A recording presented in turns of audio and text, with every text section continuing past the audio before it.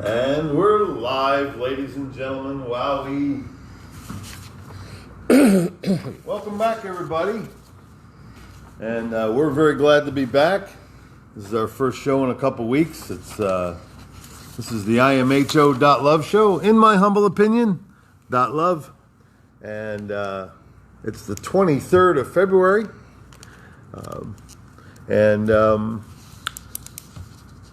Good to be back out. We took our little winter break. Mike is tremendously busy. I'm getting busier too with other concerns, but we're real happy to come back, and especially this particular week because we have a CE5 HICE Skywatch this weekend. So we like to say hi to everybody, and we're always excited when at this time of the year. So or this time of the month, I guess, when there's no moon and the sky is the darkest, and you can see the most craft. And this is it's an interesting time, ladies and gentlemen. There's lots of stuff going on all over the world. Thank you so much for tuning in. My name is Angelwolf. This is Mike Murburg, and we're here at the Darby Ranch studio. That's the home of the Skywatch. We actually have one of the longest running HICE events in the country. We're regular every new moon. We do a Skywatch, almost rain or shine. When it's really raining hard, we can't do it. But we do it under the carport. Do it under the carport? Okay. Yeah, there's a skylight in there. No, we used to do them. We do them out there under the eaves. Yeah. When it rained real hard. Yeah. Yeah. So it's rain or shine. It doesn't matter. They show up either way. If you're ready for them, they'll show. That's true. That's true. Yeah, and that's I got some interesting stuff coming up. I got gigs coming up, comedy gigs, and also. I've been real blessed. Tomorrow, Thursday the 24th, there's a prepareforchange.net. Prepareforchange.net. They do what they call an Ascension Connection call. And tomorrow, 1 o'clock Eastern, 12 o'clock Central, and then 10 o'clock Pacific. So I imagine 11 o'clock Mountain. Just say it. They didn't write that down. We're doing I'll be on a great big Zoom call and talking about Darby Ranch, talking about CE5, HICE. That'll be a lot of fun. I guess we're going to be taking questions from, I don't know, I guess there's going to be a lot of people on this Zoom call. I've never done one with a lot of people. I've always done them with just a couple people, but that's tomorrow. And then, of course, we're going to start getting ready for our Skywatch on Saturday. We have near perfect weather on the forecast, like 59 at night with the lower humidity, which is in Central Florida. That's about as nice as it gets. So, Mike, Mike started doing this. We're going into our 6th year, so we have 5 years of CE5 Skywatch things. And it started out, Mike, with 2, and then I was number 3, and he's just stayed after it all these years. Did you really think it would go this long, Mike? Yeah. Yeah? Yeah. I had no intention of stopping, and people need to learn how to do this stuff, and there's got to be there's an easy way to do it. I'm trying to democratize contact and make it as easy as possible for everybody to do it. And matter of fact, I have a good meditation that I caught the other night. It's by Carolyn Corey, Connecting to Source. So we're going to kind of change the format with what we do. Okay. And we'll have 3 separate contact meditations, and both she and Kat Carroll are two of them, and it's very interesting. It's CTSing, and it makes it a lot easier. It's exactly what I do with the invocation. So these in and of themselves are CTS stands for what, Mike? Conscious thought sequencing. Conscious thought sequencing. Yes. Okay. It's what we do. It's what we take. We combine our consciousnesses, our thoughts, and then we project them up through the universe and through the universal veils and through other galaxies and past the point of our known imagination into the subtle realm, where we put out our request for contact and our intent to share our love and compassion, and then we bring them back with us, and that's how you do it. And these are two very good other meditations that do that, in addition to what I do at the beginning of the night. So okay, can you speak up a little? we're gonna splice that in. I've got the playlist all set for Saturday night, so I'll be manning the playlist while everybody else is meditating after I lead the group into the invocation. So hopefully it'll all go smoothly, and we will make even more contact than we have had before. We always make contact of some sort visually. Some are better than others. Some are awe-inspiring and awesome. Sometimes not so much, but needless to say. And something always happens. Some visual contact, anomalous experience, non-human intelligence manages to find its way in and manifest itself. And we grow as a consequence. Yes. Well, you've got so many beautiful, open-minded people there in a group. And for those of you who are new to the show, new to listening, thank you so much for showing up. CE5, Close Encounters of the Fifth Kind, Contact Experience of the Fifth Kind, HICE, Human Initiated Contact Experience, Human Initiated Close Encounter. And what that is, we're just not out in the field, with a bonfire, looking for UFOs. There's a lot more to it. And the reason that this group has been so successful over the years is that there is a very, very concentrated effort. And Mike has always based this in spirit and consciousness over any kind of showbizzery that you might want to decorate this thing with. It's probably the most organic thing that I do in my life. I mean, I meditate every day, but this is like the meditation culmination of all your meditations. You're going to take a trace of all of that consciousness with you out there to the field. And, just to give you a short rundown of how it goes, you go to Meetup, and you sign up on Meetup, and then you familiarize yourself with the protocols.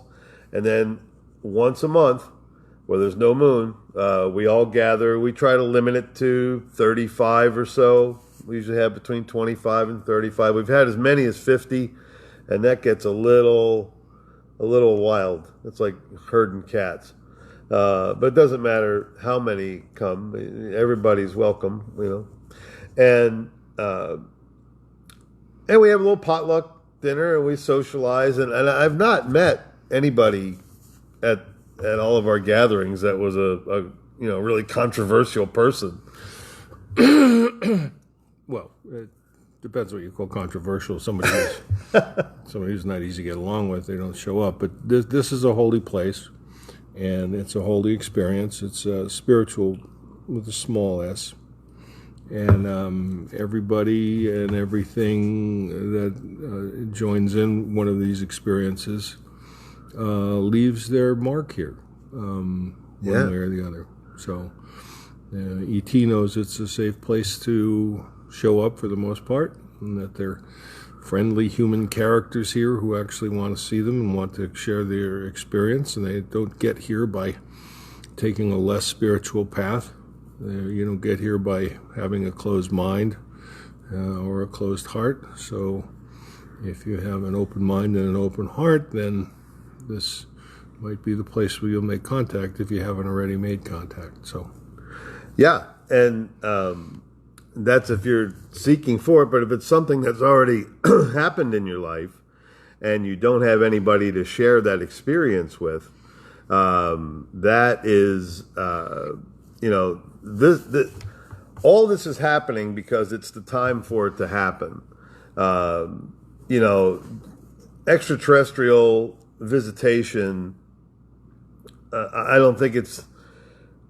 I have a cursory knowledge of the history of it, but these days, with everybody carrying a camera around and the different frequencies that the Earth is emitting right now, our extraterrestrial family, they got an eye on us. We're crazy kids on the playground right now, so they're really making sure they have an eye on us. And as far as we can figure, the best way for humans to have this peaceful contact is to approach them with the most peaceful part of your soul. It's not like TV. It's not like movies. They're not, they're not coming to wipe us out. Because if they wanted to, they could. Well, the first thing you have to stop doing is thinking of things in terms of extraterrestrial or human or alien, and start thinking in terms of non-human intelligences and higher human intelligences and interdimensionals. That's what has begun to fascinate me and has been fascinating me for the last 3 years here. Seeing whatever comes. It's a rare circumstance we actually have a ship stop and we can identify it and say, hey, that's a ship, and then it takes off again. Or a power-up or something like that. But it's the most interesting things are the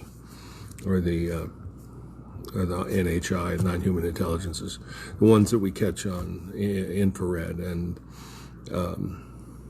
the things that speak to people and tell them to photograph a dark piece of sky where nothing can be seen, and all of a sudden things are seen on the visual screen and the camera, and comes out as a photograph of something that wasn't there when you looked. It happened to me. Yes. Yeah, and you're right, Mike. But what, I was just familiarizing our listeners that a lot of people have that idea because it's been thrown at us so many times about, aliens and attacking, and that's the other end of the world. That's the cheap version, and it's not even it's not that. Okay, what we're doing is all spiritual, all from the heart, mind, soul, reaching out for that wonderful vibration or frequency that is synonymous throughout the galaxy. And we feel as though that's based in love and innocence. We approach our extraterrestrial family with empty hands and open hearts and open eyes, and in a peaceful way. We just want to intervene. We just want to, touch spirits. However, we want to blend. We want to feel, and it happens. It happens here. It happens with this group of people. We've all had healing experiences from the collective consciousness and from the intervention of ET. It happened to Mike.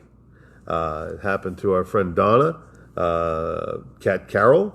They've all had medical situations that were approaching, and then when they went to repair it and regular clinical conditions, there was nothing there to fix. They already, all the spiritual healing had already taken place, and there was no sense in doing this conventional operation, cutting into bodies and stuff like that. So it was already done. Well, this is nothing new. Well, I should say it's nothing new. But I watched a film the other night called Superhuman, and once again, it was a film by Carolyn Corey. Okay. And it's available on Amazon, and I believe it's on YouTube as well, YouTube Pay. But it was rather phenomenal. Rob, who was here and filming years ago, Yes. had decided he was going to learn how to see with his blindfolded, and he did it, and that was rather remarkable. There's some other really phenomenal things that's happened then with. Yeah, I'm fascinated by that. But yeah, well, she goes into it in no small detail. It's worthy of watching. And then the same. What's the name of it again? It's called Superhuman? Superhuman, yeah. Superhuman. Yeah. Superhuman. And was that on one of the movie services like Netflix or something? Yeah. I was on. It wasn't Netflix. It was on Google Pay, and it was on YouTube Pay, I believe. So Okay. I think I forgot which one I watched it on, but it's Superhuman. Superhuman. They also touch base with the guys at over at the University of Virginia Medical School, and Rudy Schild was on there, and Rudy had a great line too, which He's cool, Rudy Schild. well, he helped me edit my contribution to Beyond UFOs, so I got to know him fairly well enough, so that he could tell me some things and I wouldn't be offended. So, the two things that came into mind the other day was Jordan Peterson. Love is the desire for all things to flourish, and then within 15 minutes I was watching the movie, and Rudy Schild's on there, and he says the purpose of the universe is to make life and to help it thrive. Okay. So if you put them both together, then the purpose of the universe would be to love. Amen. So there you go. For all that's worth. Yeah. For all the amen was worth. But and that's the name of this show. It's In My Humble Opinion .love. Everything ends in love, everything begins in love. And as far as we soul seekers, we'll just call it that for a corny name. There's things about us that I've been on a spiritual journey my whole life. We all have, actually. But mine has been... If you're not, you will be. Right, exactly. Maybe mine has a little more intent than some people. I mean, I really keep digging and keep scratching, and I keep getting rewarded and blessed at every turn. It's like every level of consciousness that I can be comfortable in just continues to bless me over and over and over again, and I can't stop. I don't want to stop. I know there's more and more. I mean, I did the whole God thing, and I did the whole Jesus thing, and the Holy Spirit thing, and the born again thing, and it just went on and on. And I went to, proselytizing and worked in a prison ministry and all kinds of stuff. Trying to help people with their life, trying to say, hey, here's an avenue of thought that I found, and I'm going to share it with you.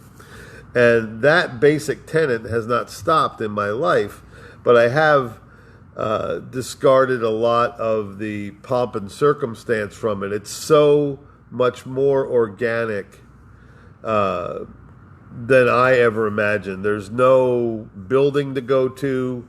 There's no guy in a fish hat to look at. There's no guy in any, there's no guy. There's no guy. There's no woman. There's no group. There's no subset. There's no gang.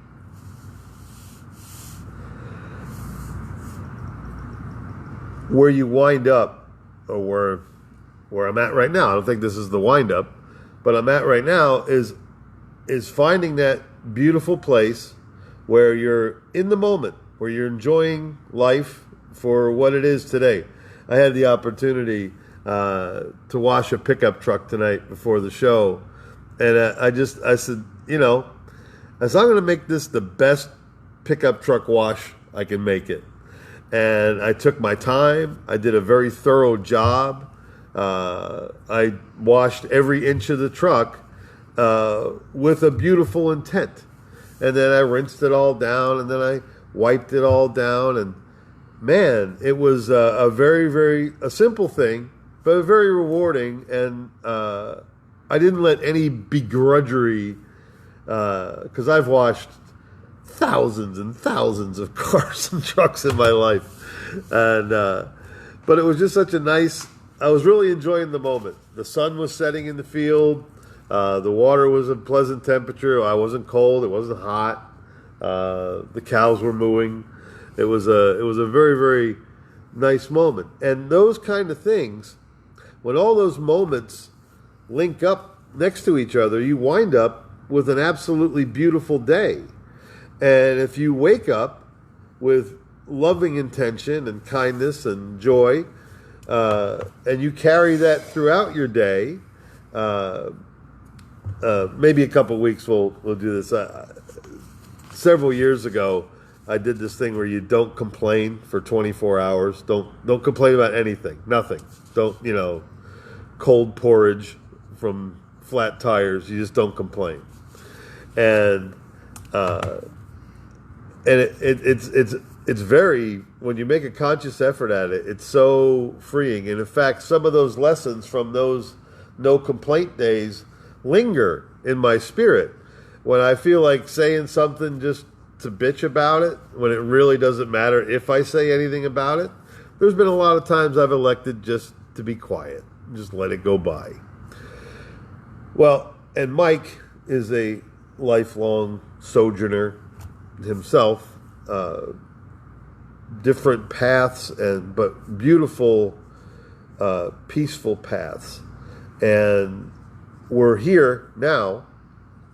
And even though we come from different backgrounds, different ideas and stuff like that, we've kind of landed on the same beam of energy that love and innocence has to be the answer to the human question: why are you here? Why are you here? You're here to love. You're here to help. You're here to love. You're here to be. And I'm really blessed to know a little more about that every day. So when it comes to like the big picture, they go, "Oh, what do you believe in God?" Of course, I get into semantics with it. I don't call the creator of the universe God. That's actually a anglicized Germanic Teutonic word for Gott, which was a sub-god. It was not the creator of the universe. In fact, creator of the universe is probably the title you have to use, because you're trying to describe something that's indescribable. You can't name it. You can only tell what it is. There's no name to it. There may be a name, and maybe one day we'll find its name, but I don't believe currently anybody on Earth knows the name. What do you think about that? Yeah, that's why we call it Tao. Okay. Explain that. You got to call it something. Okay.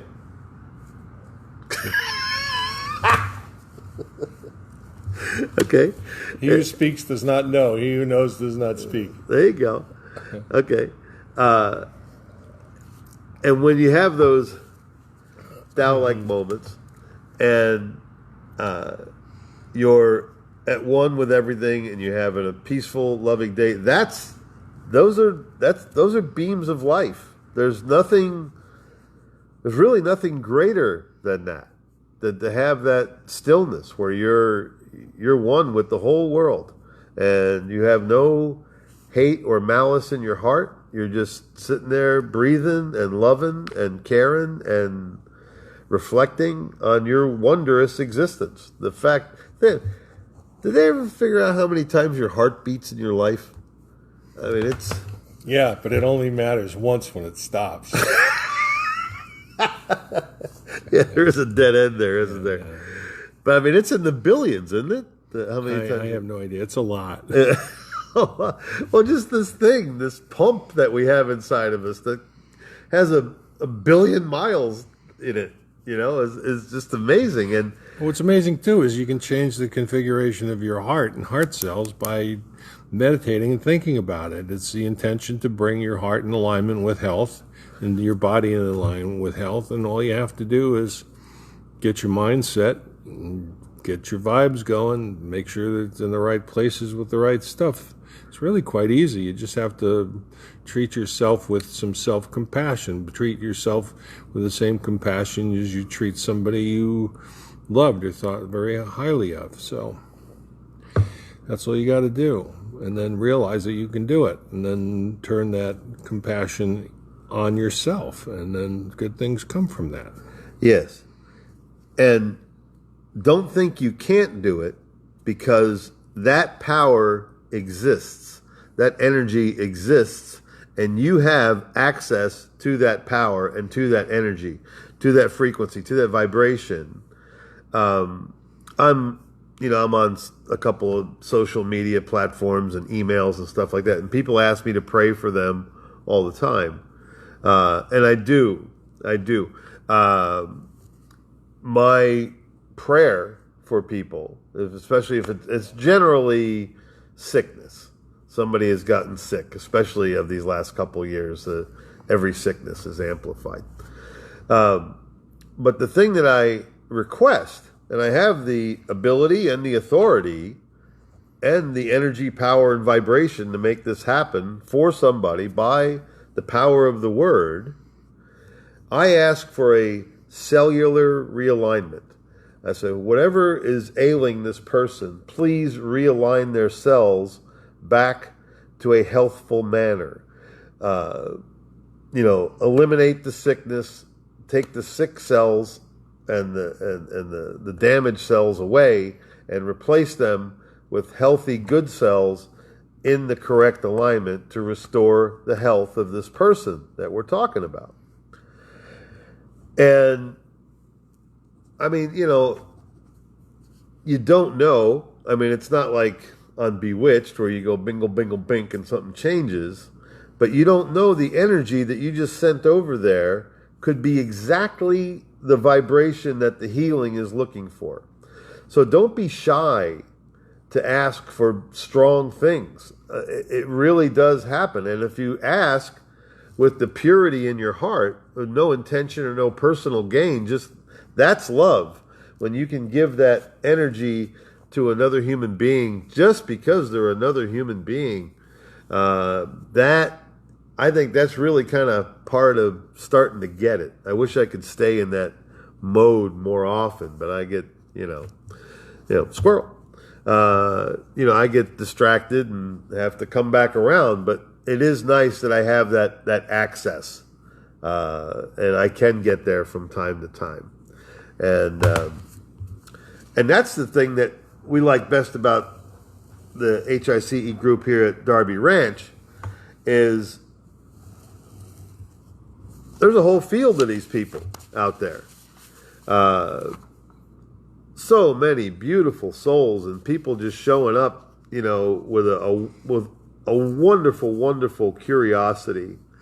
And also, we talk about our thing all the time, but we want you to know that if you are, wherever you're at, wherever you're listening to this show, if you want to start your own HICE or CE5, if you're more comfortable with whatever number you like, whatever nomenclature rings your bell, we're more than happy to share with you the way we do it, and one thing that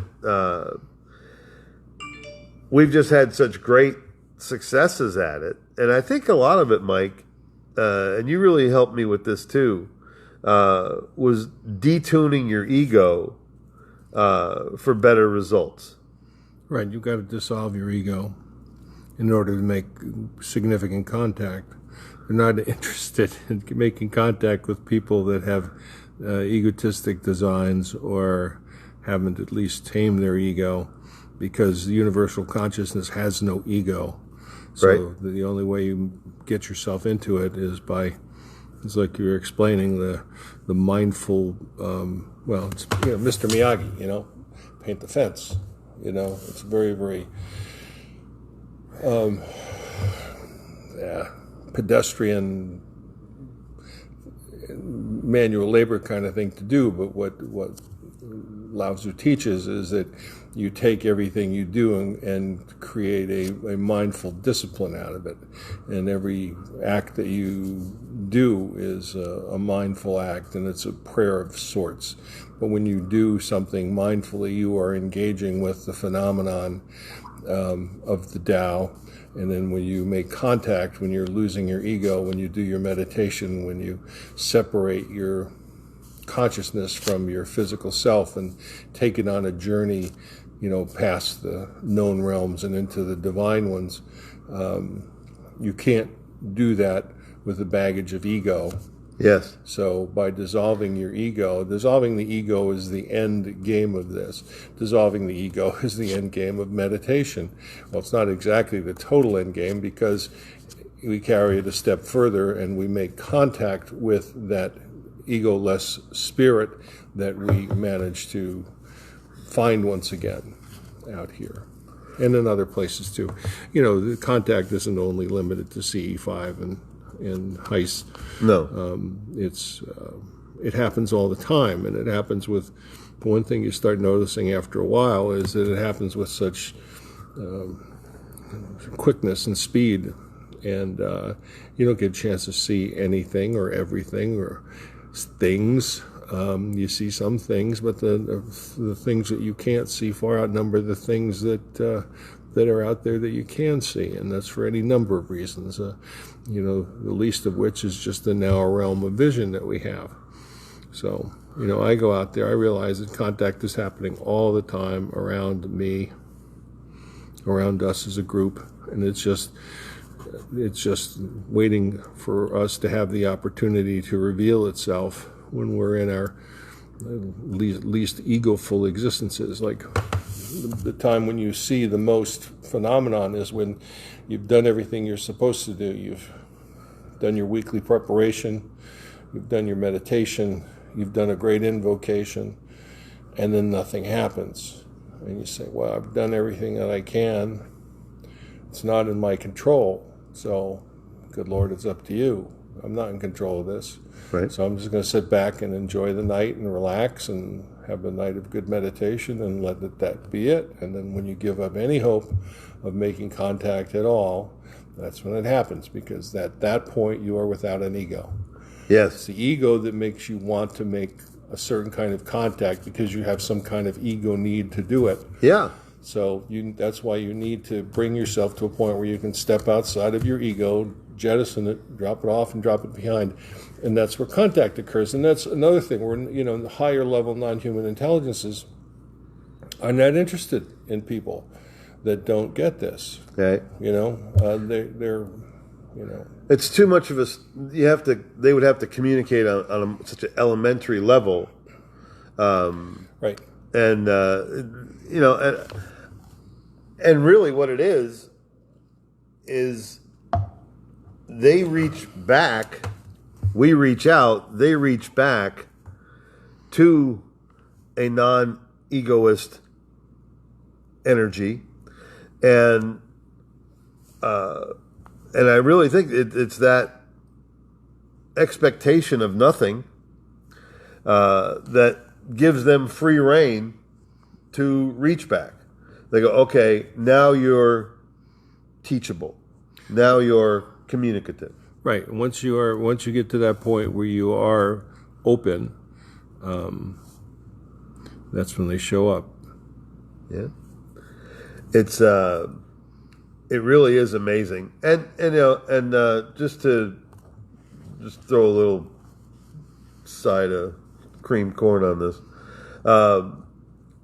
we were talking about the names, the nomenclature, the CE5 and the HICE, and Carol put this together for me. And for those of you who don't know, or just a little kind of reminder, I think we've covered this in the past. There's different levels of contact, and we have 1 through 5, and that's why. And I'll go over those real quickly.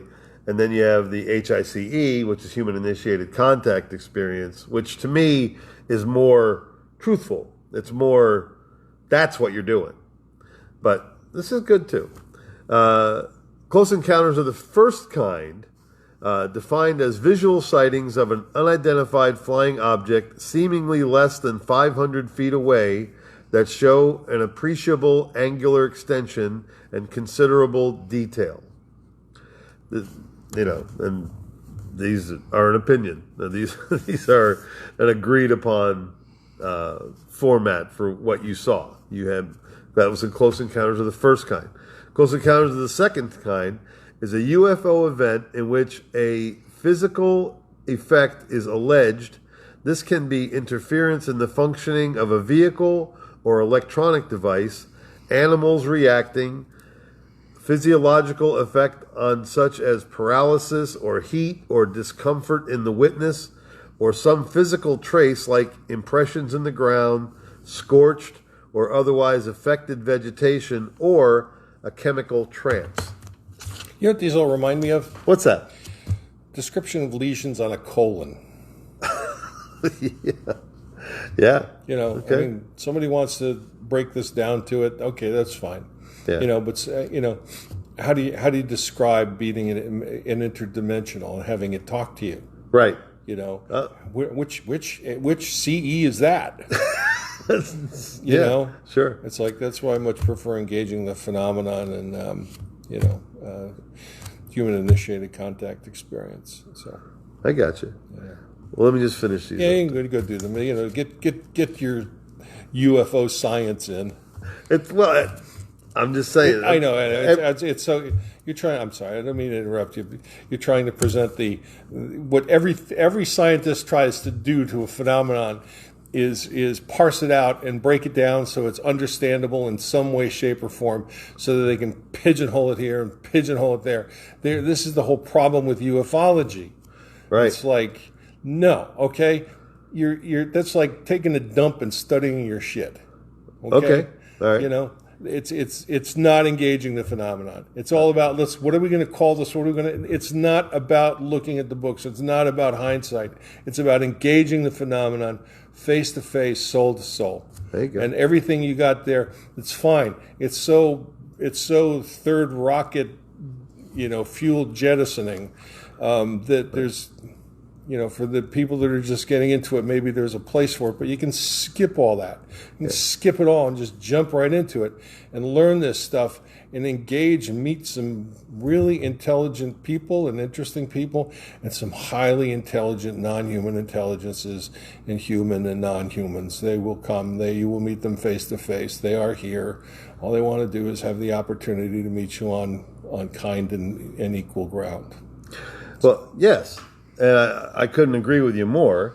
But that's kind of that's the graduate class. And this is what I'm saying here is kind of the elemental. But it doesn't have to be the graduate class. I've been in contact team my entire life. But there was 35 years without any contact until I studied the Tao in one day, one night, completely immersed in unity consciousness.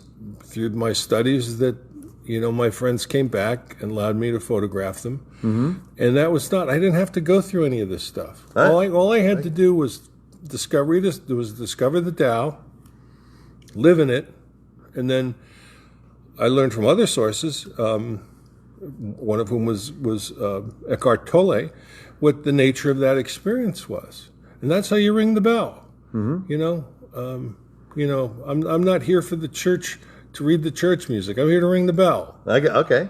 I got it. So you don't have to know all this stuff. You just go right for the CE5. Cut out the rest. You don't need to know any of this stuff in order to make contact. Right. But educate the masses. Okay. Well, and this is, and really these are building blocks for people to have a familiar acquaintance with it. But Mike is exactly right. That's exactly where you want to wind up. But the background knowledge, I don't see it's harmful, but it isn't any reason to. There's no reason to dwell in it. It's just background knowledge. Close Encounters of the Third Kind, UFO encounters in which animated creature is present. These include humanoids, robots, and humans who seem to be occupants or pilots of a UFO. This subcategory was made popular by the movie of the same name. Again, there's Hollywood sticking its face in everything. Close Encounters of the Fourth Kind, defined by Jacques Vallée, Hynek's associate, a UFO event in which witnesses experienced a transformation in their sense of reality. Okay, and then the fifth kind is a classification created by Stephen Greer. Humans are initiated peaceful, interactive contact with the ETs through consciousness. Well, actually, it's not. That's Stephen Greer co-opted CE5. CE5 was initially an abduction experience with medical procedures. Right. So it changed. Yeah, and he did it. And what right did he have to change that? Right. So, that's why CE5 is a misnomer, unless, I don't know. Maybe they did something to him. What do I know? I totally get it, and I understand. But that's why engaging the phenomenon is just such a better way of explaining this. Sure. Because it's like, okay, you see a ship come in, you see an orb, an entity. You can't see anybody driving it. It's under gravitic field. It's lit and it's flying into your point of view at warp 70, and it makes a left-hand turn back into outer space. So where is that one in your CE5? Sure. Your contact, your CE 1 through 7, 8, 9, 10 handbook. It's not. Right. So it's a phenomenon. It's like, stop, wait a minute, just stop, and then we'll get a picture of you. That's rare, but, you know. Well, like we've talked about before, all of life is a circle. All of life is a cycle. And when you get to that 359 degree, the 360 is your destination. You're going from 1 degree all the way around to 360, okay? But while you're at that 1 degree, all you got to do is back up 1 and you're at 359. Now, a lot of people request and demand to take the whole long way around, and this is part of the long way around because and also, you're right, Mike, this could be very distracting to people that are, like one of these levels may make somebody very uncomfortable. Yeah. Okay? But there's nothing to be uncomfortable about. So consequently, this may actually be counterproductive to some people. But a lot of people like to have the background and the story and the history of how it went and this and that and the other thing. Well, look where it's coming from. It's coming from Hynek and Vallée. And Vallée was actually an interesting story on how he came to work for Hynek and that whole relationship. But, once again, Hynek is hired and working for a government entity in order to produce this stuff. So what you got here is, God bless them for their later years, and it's nice that Vallée is still alive. But you ask him today, what's behind all this, and they say, I have no idea. And guess what? Okay, that shows that he's still stuck in there. Yeah. Okay. If you're in here and you're making the contact, and this is like something that happens to you at least once a month, it's no big deal. You understand it. You know what's there. You don't need to put it down in scientific terms, because how do you put your ayahuasca experience into scientific terms? You can't. This is a spiritual experience that is beyond description, and these people are trying to describe it, and they're trying to attack it from a scientific principle. The science will eventually become known to us all. That's not an issue. But we're never going to know it without reaching a spiritual level where we're capable of accepting it as a gift and understanding it and its use in our lives as individuals and as a society, so that we can come from a level 1 interplanetary, bunch of lowlifes to level 2, 3, or 4 and elevate ourselves. That's the whole purpose of this. They will give us everything we need once we're ready to get there, and we're nowhere near ready to get there. Right. Not as a society, and which is why CE5 is important, because it helps elevate and refine our spiritual consciousness, and it's the grounds for the universal consciousness that ET, non-human intelligences, engage in. I mean, how do you explain telepathic communication from a non-human intelligence or extraterrestrial? You can't. Right. It's unexplainable. Yeah, it's unexplainable. But in some way, it will be. They already know how to do it. They already know what it is, and they engage in it freely. And we're just starting to realize that, hey, we can do this too. What's going on here? How come we haven't been doing this? Why? Because we've been stuck in a three-dimensional materialist paradigm that won't accept the quantum reality of life, and hasn't until recently. I mean, and the quanta is the underlying basis for the connection with everything, and without it and without consciousness, we have absolutely nothing. Consciousness affects absolutely everything, and we've ignored it. And consciousness is the basis for contact, not understanding where your polyp is on your colon. And you couldn't be more right. But to finish that analysis of the 360 degrees, you can take the long way around and you can learn all this stuff, and you can, be misled and be disappointed and have your heart broken. But where you want to be is at 359. That would be that level of understanding that Mike is talking about. The fact that you're communicating on a pure spirit level, and that your energy is now in tune with higher intelligences. Okay, that's where you want to wind up. So now you're at 1 degree and you want to be at 359. You don't have to take the long way around. What Mike is explaining to you is that it's all spirit. So all of these other technical things they do help some people learn. Some people like that path. But if you know the end game, end result, end energy, however you want to, and there's no end to it, but that's where your thought sequences and processes graduate, is when you get to that 359 degree point where you're going, I'm starting to get this now. And it's still, even at whatever level you're getting it, it's still a mystery as to what is exactly happening to you, because it is the divine energy of the universe, the creator spirit, the Holy Ghost, whatever you want to call it, the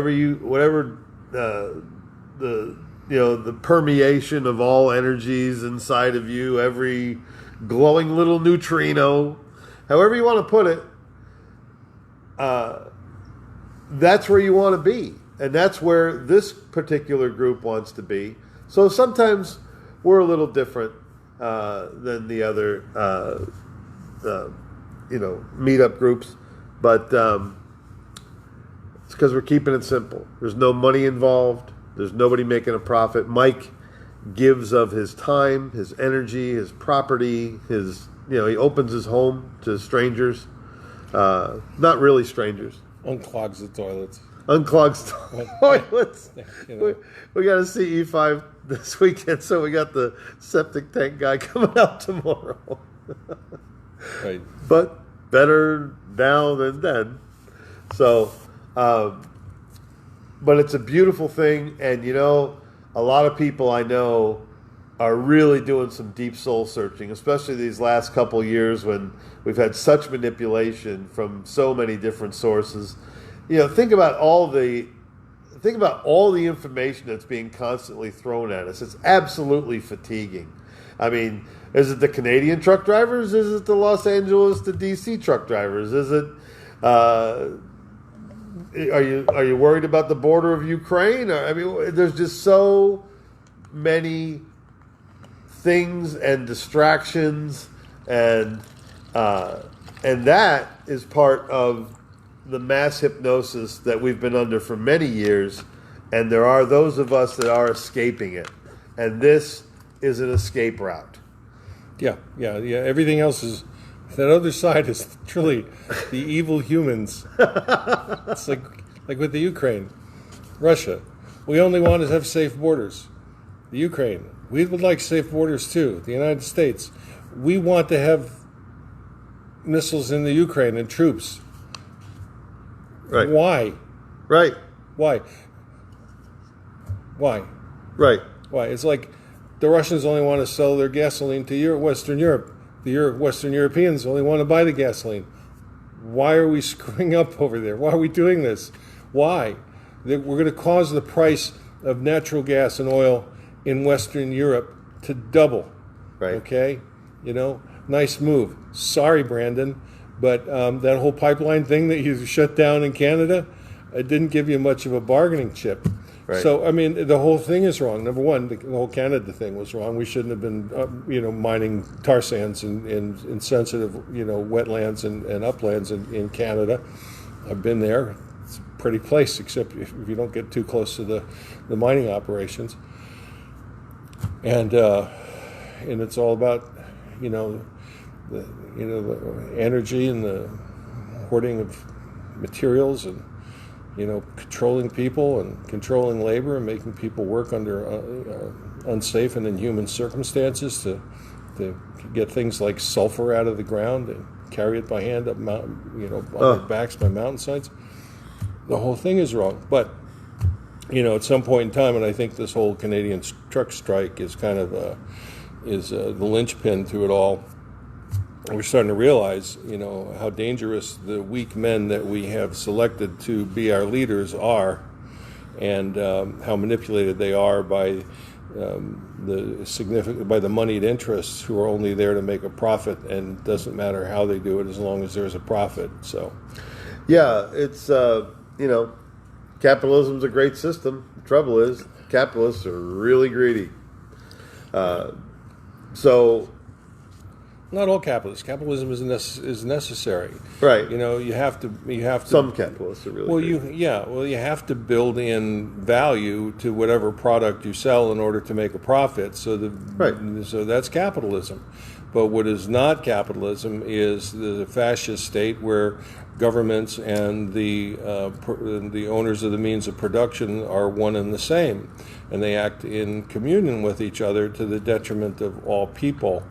So, one thing what a lot of people don't understand about, Germany under Hitler was that, everybody was real happy to be employed, but the taxes were so high, 50, 60%, that they had food and bread on the table, but the only clothing they could afford or get was uniforms. Wow. Yeah, it was a highly taxed state. Once again, it was a form of socialism. People say, "Oh, it's right," but we're left. But there's no difference. It's statism, and what we have is statism going on. Statism is a consummate evil. Nationalism is a consummate evil. It's a transitional state. The CCP. China. The Chinese are not dangerous. It's the government that's dangerous.